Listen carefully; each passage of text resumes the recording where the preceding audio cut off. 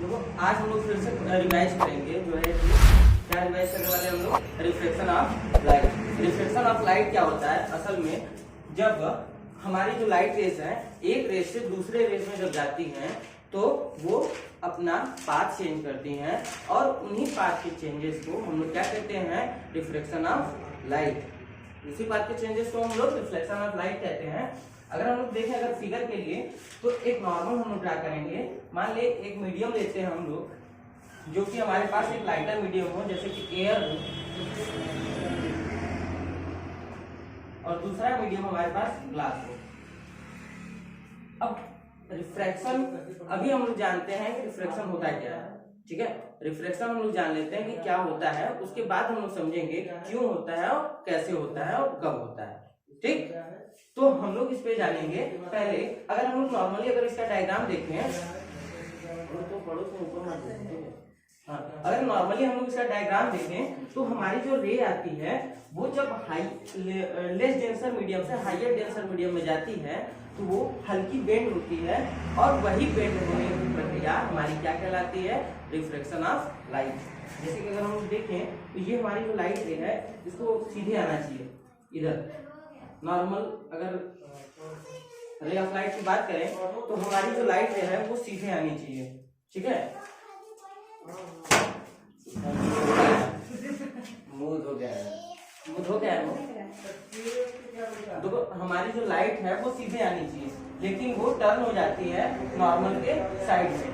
तो हमारा जो रिफ्लेक्शन है वो सीधी बात यही है कि हमारा जो लाइट है वो बेंड होती है और bending of light is known as reflection of light, ठीक। और जो हमारा जो है नॉर्मल के साथ जो एंगल बनता है वो एंगल आई कहा जाता है और ये वाला एंगल आर कहा जाता है। ये हुई रिफ्लेक्शन की बात। अब आती है बात रिफ्लेक्शन के कॉजेस क्या है, रीजन क्या होता है कि रिफ्लेक्शन होता है। देखो स्पेशली हम लोग ये बात जानते हैं कि लाइट जो है कि 3 × 10⁸ मीटर पर सेकंड के स्पीड से ट्रेवल करती है वैक्यूम में।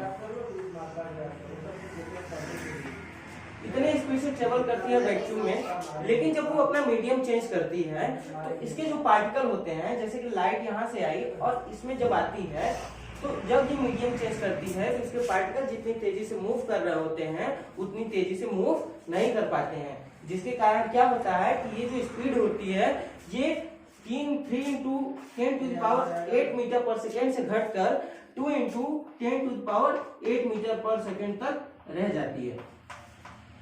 ये ग्लास का जो है रिफ्रैक्टिव इंडेक्स माना जाता है।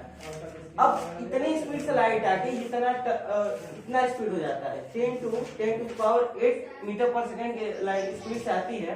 उसके बाद 2 × 10⁸ मीटर पर सेकेंड कितने का अंतर आ गया? तो आप लोग को ये तो बताया नहीं, कैलकुलेट वाला हमने बिठा दिया नहीं। कल वो क्या हो रहा था ना कि वो कुछ हुआ था ना कि angle I to angle R वाला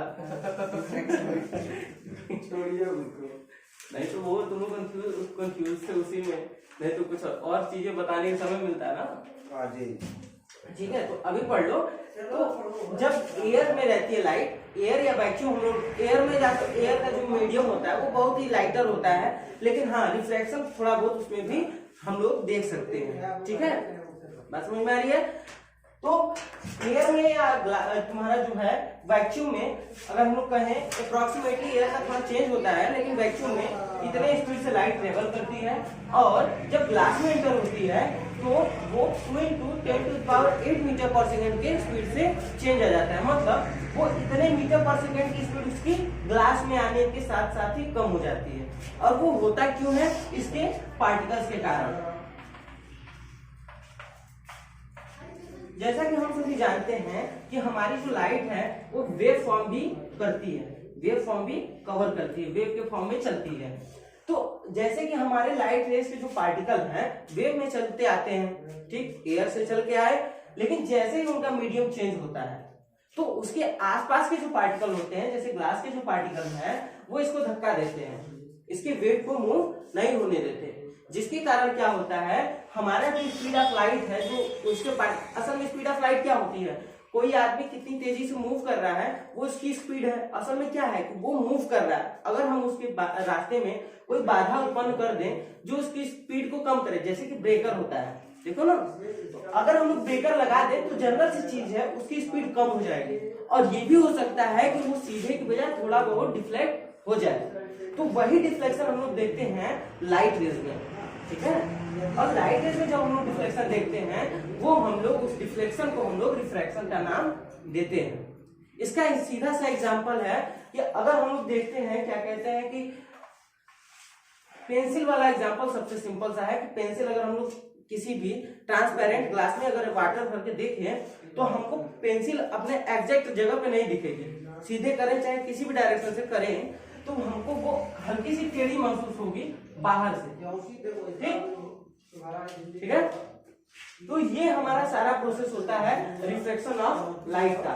कॉजेज यही होते हैं कि जब हमारा लाइट ऑफ स्पीड चेंज होता है तो उसी के कारण हमारा जो है लाइट रिफ्लेक्ट होता है और वही क्रिएट करता है रिफ्रैक्शन, ठीक है। कल इतना हम पढ़ चुके थे, पढ़े थे नहीं, इतना ही हम लोग पढ़े थे, ठीक। इसमें हम लोग दो केसेस पढ़े थे, जब लाइट रेज अंदर आती है और जब लाइट रेज बाहर जाती है। तो ये केस फर्स्ट होता है जिसमें हमारा angle I is angle R होता है, angle I is greater than angle R होता है। जैसे देख सकते हो कि हमारा जो ये वाला एंगल जो यहाँ बनेगा, जनरल सी चीज है, जब कोई नॉर्मल की तरफ, जैसे कि हम सीधा खड़ा है, इधर से एकदम खड़ी हुई लाइन आए उसके बाद हल्का सा बेंड हो जाए, एंगल तो कम हो जाएगा। तो वही सेम चीज है कि यहाँ पे जो एंगल होता है वो इस वाले एंगल से बड़ा होता है, मतलब angle of incidence is greater than angle of reflection, ठीक। और इसका जस्ट अपोजिट किसमें होता है, हमारे केस सेकेंड में, जो कि जब लाइट बाहर निकलती है हमारे ग्लास टैप से तो हमें देखने को मिलता है, ठीक है। फाइनल अब वीडियो बंद कर।